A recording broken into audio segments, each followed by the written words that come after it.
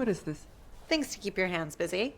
You want to stop doom scrolling? Here you go. Marissa, I am not 10. I know, because that would be easier. Here's some Play-Doh. An emoji that spits up when you squeeze it. Pernah Spinner. ngerasa nggak sih kalau dunia modern ini kayaknya bergerak terlalu cepat? Notifikasi, deadline, banjir informasi yang nggak ada habisnya. Rasanya tuh kayak diserang terus-terusan. Nah, di sini kita bakal coba bongkar kenapa otak kita yang ditempa jutaan tahun buat bertahan hidup kadang-kadang rasanya keteteran banget menghadapi abad ke-21. Nah, ini dia pertanyaan intinya.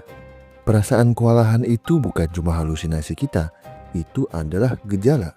Gejala dari ketidakcocokan yang mendasar antara hardware kuno di dalam kepala kita dengan software dunia modern yang kita jalani setiap hari. Yuk kita pecahkan misteri ini bareng-bareng. Oke, untuk bisa mengerti kondisi kita sekarang, kita harus mundur jauh ke belakang dulu, ke masa di mana otak manusia pertama kali dibentuk. Kita akan masuk ke sebuah dunia yang sangat berbeda dengan tantangan yang juga beda banget. Bring the wood closer. Yes, the cold is coming. Is the meat ready? Jadi, selama lebih dari 99% sejarah manusia, kita itu hidup di era Paleolitikum. Ini bukan cuma sekedar footnote di buku sejarah ya. Ini adalah periode formatif di mana sirkuit otak kita benar-benar dipasang. Otak kita berevolusi bukan untuk scrolling media sosial, tapi untuk bertahan hidup di alam liar. Teknologi pertama kita itu bukan aplikasi, tapi alat-alat fisik yang tajam. Kapak genggam buat berburu, kapak perimbas buat pecahkan tulang biar dapat sumsumnya yang kaya nutrisi, terus alat serpi buat kerjaan yang lebih detail. Setiap alat ini adalah solusi langsung untuk masalah yang nyata, fisik, dan mendesak. Tapi bertahan hidup itu ternyata nggak cuma soal punya alat yang lebih tajam. Ini soal kerjasama. Otak kita itu nggak cuma berevolusi buat bikin kapak, tapi juga untuk membangun aliansi yang ternyata jauh lebih penting. Nenek moyang kita hidup dalam kelompok-kelompok kecil atau klan yang saling bergantung satu sama lain. Nah, disinilah muncul strategi bertahan hidup yang revolusioner, ikatan pasangan. Hubungan jangka panjang ini penting banget karena bayi manusia lahir terlalu lemah dan butuh waktu belasan tahun untuk dewasa. Ikatan inilah yang jadi fondasi keluarga, dan bisa dibilang ini adalah alat bertahan hidup kita yang paling mutakhir. Terus tiba-tiba dalam sekejap mata menurut skala waktu evolusi, dunia berubah drastis. Tantangannya bergeser dari ancaman fisik yang jelas menjadi tekanan mental yang abstrak dan gak ada habisnya. Masalahnya, otak yang kita pakai untuk menghadapi keduanya pada dasarnya itu masih sama.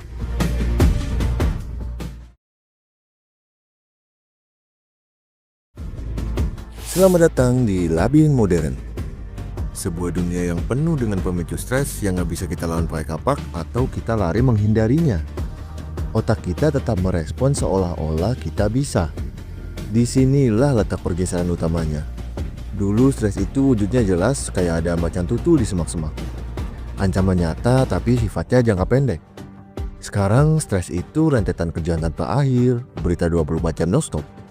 Ancamannya nggak kelihatan, terus-menerus, dan seringkali cuma ada di kepala kita. Menurut WHO, stres itu adalah respon terhadap situasi yang sulit. Masalahnya adalah sistem deteksi ancaman kuno kita sekarang ini jadi aktif gara-gara deadline kerjaan atau notifikasi media sosial. Akibatnya tubuh kita dibanjiri hormon stres, seolah-olah kita lagi berhadapan sama predator beneran.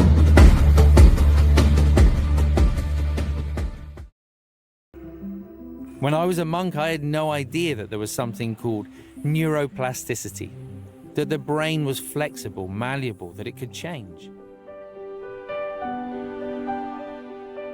Jadi apa kita ditakdirkan untuk stres terus-terusan gitu? Enggak juga. Karena otak yang berevolusi buat bikin alat-alat batu ini ternyata punya satu kekuatan super tersembunyi yang memungkinkan kita untuk selalu beradaptasi.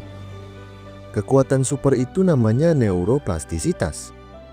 Ini adalah bukti bahwa otak kita itu bukan batu yang statis, tapi lebih mirip tanah liat yang dinamis.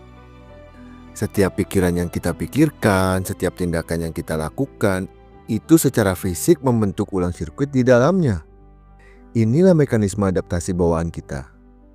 Prosesnya sebenarnya simple, tapi dampaknya luar biasa. Pengalaman baru itu ibaratnya membuka jalur baru di hutan. Semakin kita sering melewati jalur itu, semakin jelas dan gampang untuk dilewati.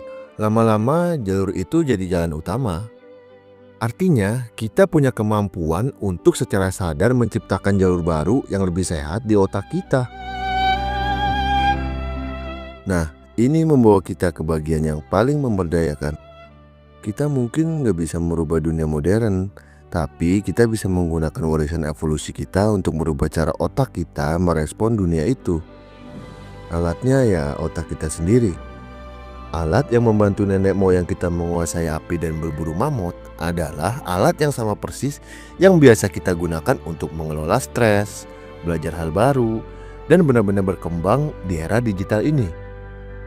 Jadi solusinya ternyata ada di warisan kita sendiri. Aktivitas fisik itu pada dasarnya meniru aktivitas berburu.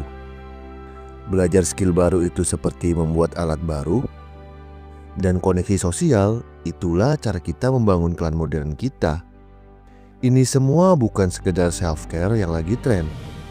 Ini adalah cara kita memenuhi kebutuhan otak kita yang paling dasar dan paling kuno. Jadi, kita tutup dengan ini. Otak kita adalah mesin adaptasi terhebat yang pernah ada. Otak inilah yang membawa kita dari gua ke kota.